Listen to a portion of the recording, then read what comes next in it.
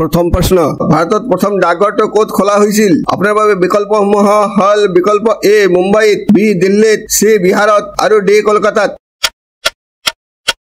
আপোনাৰ শুদ্ধ উত্তৰটো হল বিকল্প ডি কলকাতাত পৰৱৰ্তী প্ৰশ্ন কোনটো সবজি খালে তেজ পৰিষ্কাৰ হয় আপোনাৰ বাবে বিকল্পসমূহ হল বিকল্প এ আলু বিকল্প বি অমিতা বিকল্প সি লাও আৰু বিকল্প ডি কল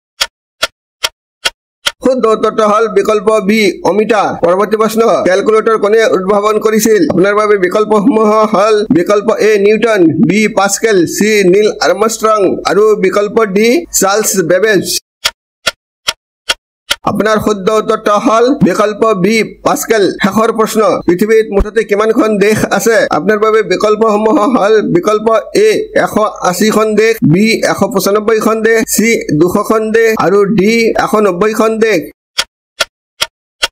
শুদ্ধ উত্তৰটো হল বিকল্প বি 195খন দেশ আছে তেন্তে অনুগ্ৰহ কৰি চেনেলটো সাবস্ক্ৰাইব কৰি বেল আইকনটো অন কৰি ৰাখিব যাতে মোৰ নতুন নতুন ভিডিঅ'বোৰ তৎক্ষণাত পাব পাৰে ভিডিঅ'টো লাইক আৰু শ্বেয়াৰ কৰিবলৈ নাপাহৰিব